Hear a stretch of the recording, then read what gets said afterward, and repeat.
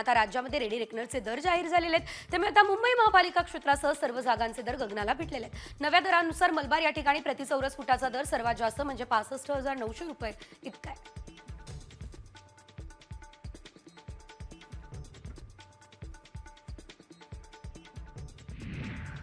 विविध कारणांमुळे सिडकोच्या जवळपास 12,000 घरं विक्रीविना पडू नये ती विकण्यासाठी गृह विक्री धोरणामध्ये बदल करण्याची चाचपणी सिडकोकडून केली जाते।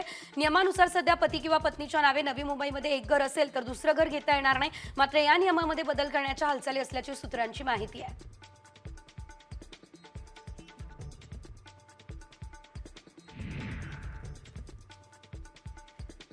रेडी रेकनरच्या दरांमध्ये वाढ करण्याचा निर्णय राज्य सरकारने घेतला। भिवंडी पालिका क्षेत्रात या निर्णयाचा घर खरेदी करणाऱ्यांना फटका बसण्याची शक्यता आहे।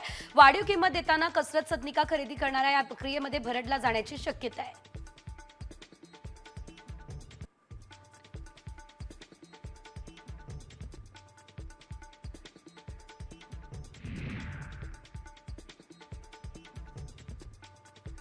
आता पुढच्या महिन्यापासून तुम्हाला जास्त बिल येणार आहे। राज्यातील सर्वच कंपन्यांच्या वीज दरात 1 एप्रिलपासून कपात करण्याच्या निर्णयाला महावितरणने आव्हान दिलं। यानंतर राज्य वीज नियामक आयोगाने त्याला स्थगिती दिली। महावितरणने आर्थिक गणित पुढे करून वीज दर कपातीला विरोध केला।